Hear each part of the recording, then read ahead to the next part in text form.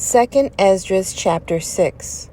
And he said unto me, in the beginning, when the earth was made, before the borders of the world stood, or ever the winds blew, before it thundered and lightened, or ever the foundations of paradise were laid, before the fair flowers were seen, or ever the movable powers were established, before the innumerable multitude of angels were gathered together, or ever the heights of the air were lifted up, before the measures of the firmament were named, or ever the chimneys in Zion were hot, and ere the present years were sought out, and or ever the inventions of them that now sin were turned, before they were sealed that have gathered faith for a treasure. Then did I consider these things, and they all were made through me alone, and through none other. By me also they shall be ended, and by none other. Then answered I and said, What shall be the parting asunder of the times? Or when shall be the end of the first, and the beginning of it that followeth? And he said unto me, From Abraham unto Isaac, when Jacob and Esau were born of him, Jacob's hand held first the heel of Esau. For Esau is the end of the world, and Jacob is the beginning of it that followeth. The hand of man is betwixt the heel and the hand. Other question, Esdras, ask thou not. I answered then and said, O Master, that bearest rule, if I have found favor in thy sight, I beseech thee, show thy servant the end of thy tokens, whereof thou showest me part the last night. So he answered and said unto me, Stand up upon thy feet, and hear a mighty sounding voice. And it shall be as it were a great motion, but the place where thou standest shall not be moved. And therefore, when it speaketh, be not afraid, for the word is of the end, and the foundation of the earth is understood.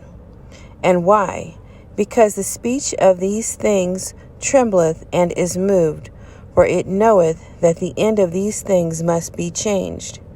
And it happened, that when I had heard it, I stood up upon my feet, and hearkened, and behold, there was a voice that spake, and the sound of it was like the sound of many waters.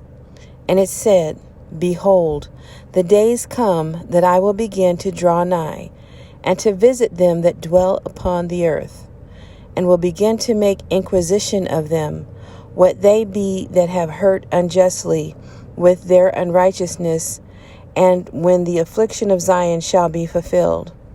And when the world that shall begin to vanish away shall be finished, then will I show these tokens. The books shall be opened before the firmament, and they shall see all together. And the children of a year old shall speak with their voices. The women with child shall bring forth untimely children of 3 or 4 months old, and they shall live and be raised up. And suddenly shall the sown places appear unsown.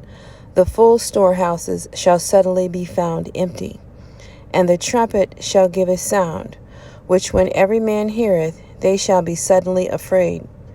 At that time shall friends fight one against another like enemies, and the earth shall stand in fear with those that dwell therein. The springs of the fountains shall stand still, and in 3 hours they shall not run. Whosoever remaineth from all these that I have told thee shall escape, and see my salvation, and the end of your world. And the men that are received shall see it, who have not tasted death from their birth. And the heart of the inhabitants shall be changed, and turned into another meaning. For evil shall be put out, and deceit shall be quenched. As for faith, it shall flourish. Corruption shall be overcome, and the truth, which hath been so long without fruit, shall be declared. And when he talked with me, behold, I looked by little and little upon him before whom I stood. And these words said he unto me, I am come to show thee the time of the night to come.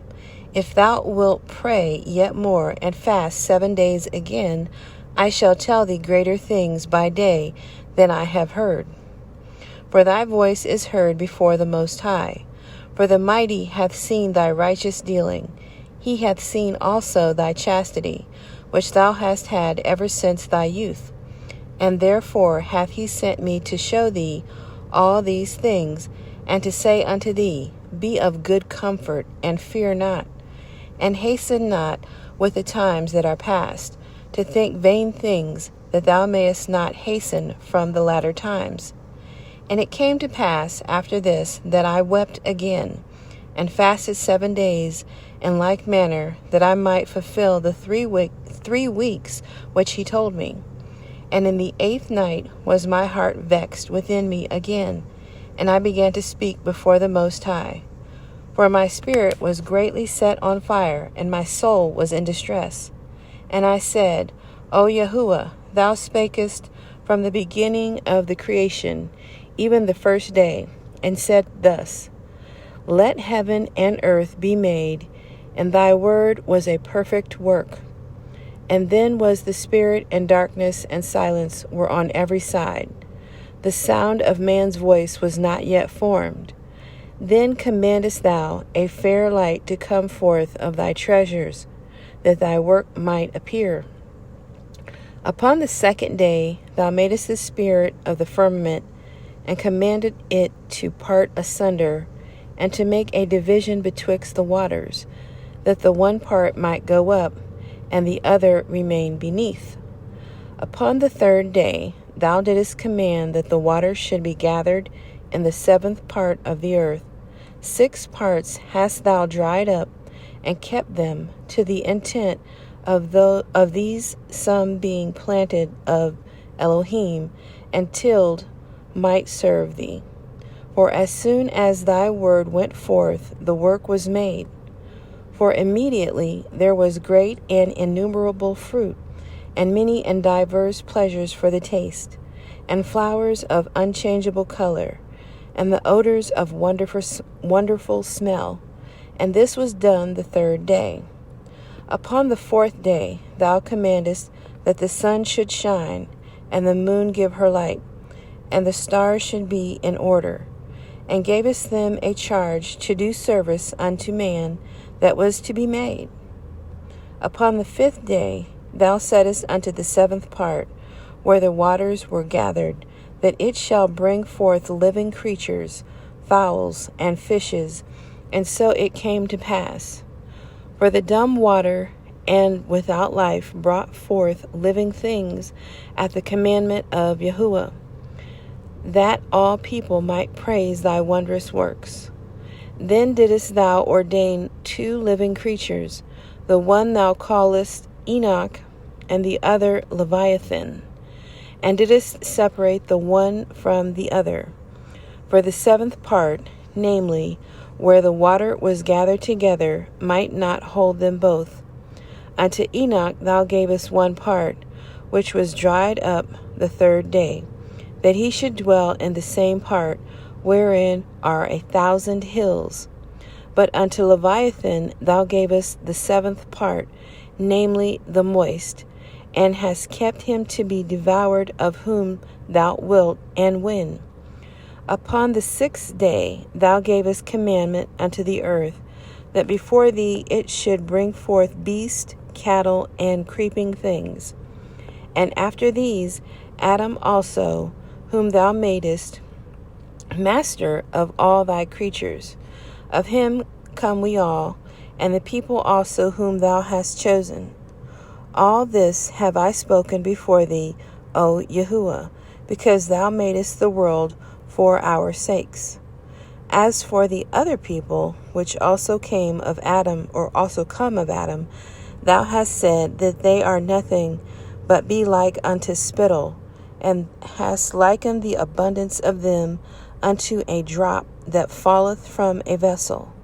And now, O Yahuwah, behold, these heathen, which have ever been reputed as nothing, have begun to be as masters over us, and to devour us.